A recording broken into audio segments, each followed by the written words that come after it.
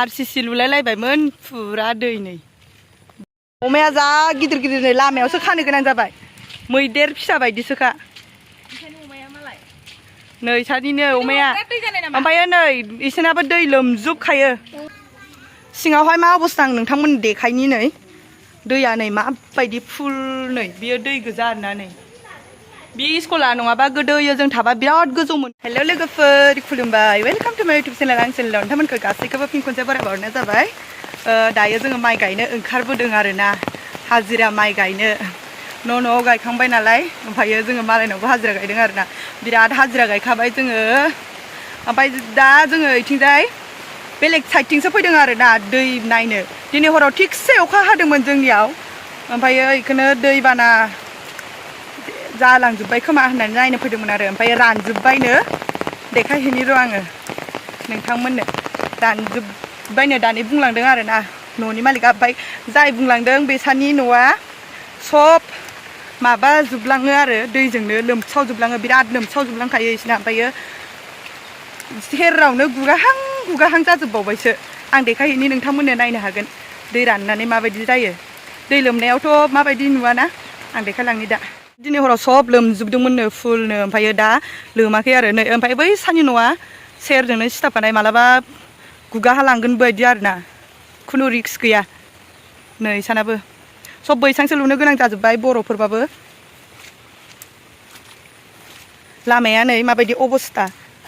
खस्थ'थार नैबेयाव बिराद गोथौनो जोङो सोंदोंमोन आरोना बिसानि न'नि मालिकनाव ओमफ्राय बिराद गोथौ जाहैदों बेयाव ओमफ्राय नै गिसि खालामजोब्बाय ओरैजाय बेयो गिसखानो ओरै मोनहैबा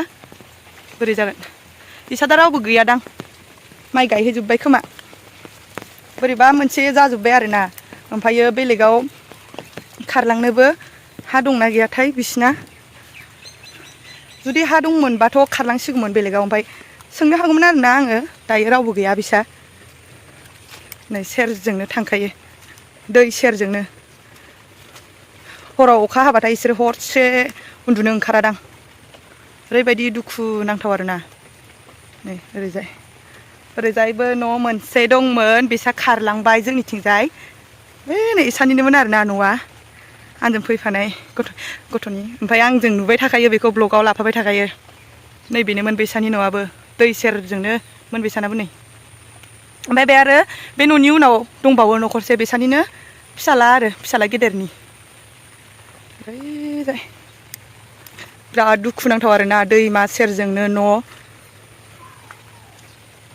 नै न'आ इसाना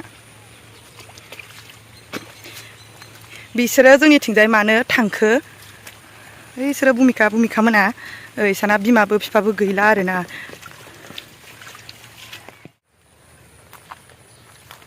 आङो दानि बुंनाय लाहाना बिसाना बिमा बिफाबो गैला आरोना ओमफ्राय जोंनिथिंजाय थांबाय आरो बियो दा बिमायं लाहानाव थाहैबाय उन्दैयावनो बिमाबो बिफाबो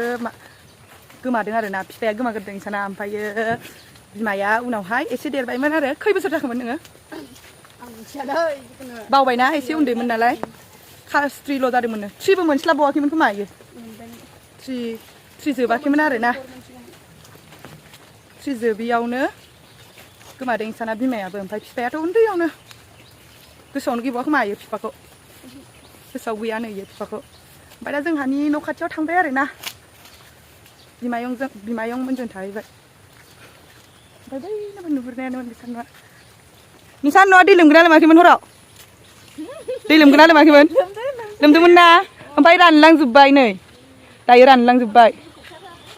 ओं 12थासिम हाखादोंमोन ना अखायाथ' ओरैबायदि थानो सुखुलायाना नोंसोरो नैफोरो लोमजोबो बिसिना बारिया जोङो दायो थांसै आरोना बैसानियाव थांनो सानदोंमोन ओमफ्रायो बिसारावबो गैया बिसिनाबो माइ गायहैयो आरोना ओमफ्राय बेसोरा दानि बाजै खोन्थालांनाया गैला दैयानो रानलांजोब्बाय दिनै हरावसो बिराद गिदिर जादोंमोन होननानै बुंलांनाय बाजैया थांबाय आरोना बेलेगनाव गायहैबाय माइ गायनोसै ओइ नोंसानि खोथियाखौ गोजावदों होनदों दानि बाजैमाय नङा गोजावथ' ना मादों नायनि आइदो थां रानलांजोब्बाय दैया गैला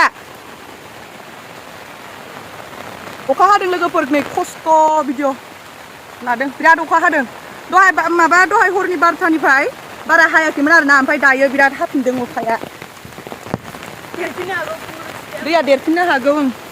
जोङो नै बे लामाजोंनो फैदोंमोन ओरैजायमोन आरो दै जानाया नै आबैया थांबाय आबै जायो आं अमाया जा गिदिर गिदिर नै लामायावसो खानो गोनां जाबाय मैदेर फिसा बायदिसोखा नै सानिनो अमाया ओमफ्राय नै इसोरनाबो दै लोमजोबखायो ओंखायनो अमाफोरखौ लामायाव खानो गोनां जायो आरोना दैया थिगसे दिनै हराव जानदिसो जादों खोमा न'आव हाबदोंमोनदां ओमफ्रायो दा रानलांबाय आरोना दैया अमा बिमाया नै अमाफोरा खस्थ' लामायावसो आरोना फिसाफोराबो नै थिगसे अमा लाखायो नै इयावबो मासे दैया इथिंजाय लोमलाना दाना नै इथिंल' लोमो इसानि न'आ लोमजोबखायो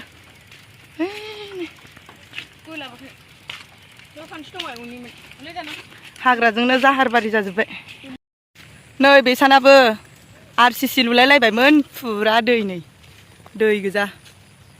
खाथियाव थांलायलायला आङो इसा गोजौआवनो न'खौ लुबा मोजां जासिगौमोन आरोना ओमफ्राय गाहायावसो लुबाय नै दा लोमसिगोन लोमबाथाय दैया हाबैबाथाय गाज्रि जासिगोन आरो सब बिसिनिथिंबो नारखो फैजोबो नै दैया बेखौ जि बारु बारखानांगौ खोमा ना दख'ना गोरान गाननानै गिसि गिसि न'आव थांबा न'निफ्राय ओंखारबोनो बागोन लामायाव फैबा लामानिफ्राय थांनो बागोन आरोना कन्डिसना इदि जाहारबारि ओमफ्राय नै जोंना बेजोंनो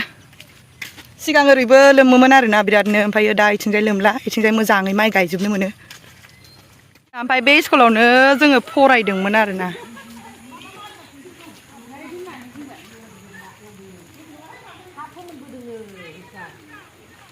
गायग्राफोरा बुरजाथार माथो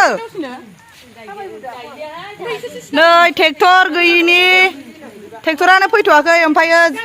स्कुलावसो जिरायनानै थाफैनांबाय ट्रेक्टरा फैब्ला नङाबा गायनो मोनसिगौमोन दालागै ओमफ्राय ट्रेक्टरानो हालेवाखै नालाय जिरायथ'नांबाय जों गोदो बे स्कुलाव फरायदोंमोन ओमफ्रायो बे स्कुला दा गोदान जाफिनजोब्बाय आरोना मानो होनोब्ला बियो दै लोमनानै सेस गाहाय जाजोब्बायमोन ओमफ्रायो गाहाय जानानै सब गोदान लुजोबनाय स्कुलनि नामा मिंमां मानिकपुर गुदि फरायसालि आरोना खुलिनाङा बोरैबा माबा मोनसे गोमाबा माबा होनजागोनलै फै मा लिरनाय दं इयाव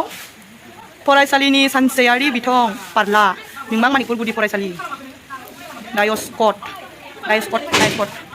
डायस्कट नाम्बारा 18130114501 फरायसालि जागायनाय सम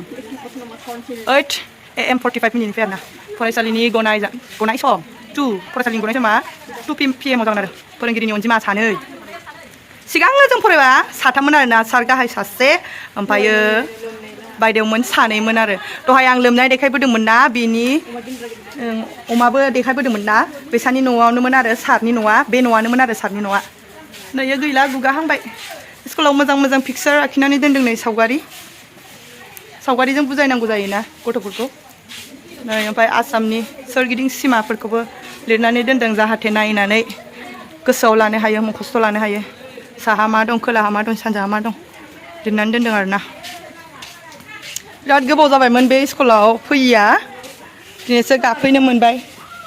नै बै सिमासिम नुदोंना कालार होनाय बेसेबांल'मोन खोमालै बे न'आ ओमफ्राय नै इथ' जों थाबा सिगाङो बिराद गोजौखामोन बे स्कुला ओमफ्राय दैनि थाखायनो बिदि जाबाय आरोना नै सिङावहाय मा अबस्था आं नोंथांमोन देखायनि नै दैया नै माबायदि फुल नै बियो दै गोजा आरोना नै बे स्कुला नङाबा गोदोयो जों थाबा बिराद गोजौमोन बियो जों थाबा लुगोदानसोमोन ओमफ्रायो दा नै मा अबस्था जाखो नै बेथ' गाहायखामोन एसे ओमफ्राय गाहायखामोन नालाय बियो एसे ओमफ्राय बेहा गोदोसिनथारबाय आरोना ओमफ्राय बेखौ गोदान लुफिनबाय ओमफ्राय बेखौ लुफिननाय जादिया क्लासरुमा बेयावनो थोयो खोमा नै लेट्रिनफोरखौ नाय टयलेटफोरखौ मा अबस्था जाजोबखो स्कुलनि लेट्रिन टयलेटफोरा अबस्था गैया नै बेबायदि अबस्था जानानै दं नै दरखङाव बिसिम मोनफैखो नायदो नै ओरैबायदि गोजौमोन ओमफ्राय दा बाला फबनानै इदि जाबाय आरोना बेबायदि अबस्था जाबाय नै न'आ माबायदिमोन ट्रेक्टरा दासो फैदों ओइ नैलाय सब दैमाया खालामजोब्बाय आरो ना जायगाखौ माने मामोन सोलायहोजोब्बाय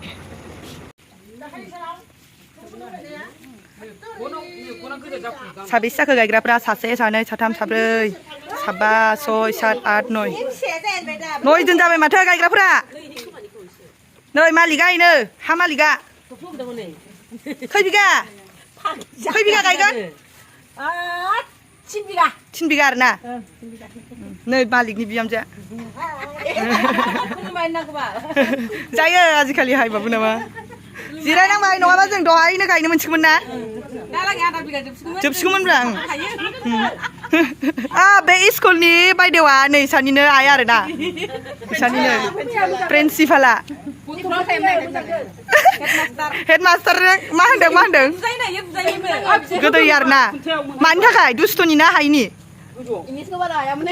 ए बेसेरा इंलिसखौ हायामोन आरो ना 1 आरो ना मुखस्थ' लानो हायामोन आरो ना गोसोआव लाबाबो जोंना बर' रावजों फरायनाया इंलिसखौ गोरा जायोना दा बुजाला आरो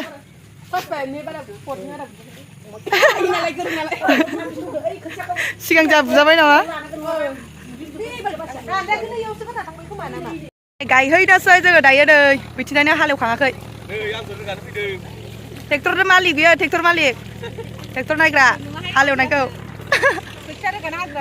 रोगानो हाजिरासो लाबोदों नामा मालिक होनो ट्रेक्टर लाबोदों आरोना बिसोर मालाय निजेनि नङा आरोना लाबोनाय बेलेगनिफ्राय भारा लाबोनाय बिदिनो दैलांबाथाय लाबोयो दा गायहैनोसै जोङो ओरैनो थांबायानो माखासे आंबो थांनोसै दायो गायबाय थानोसै आङो गायनायखौ देखायथ'लायला नङाबा दा गायनाया थालांगोन ना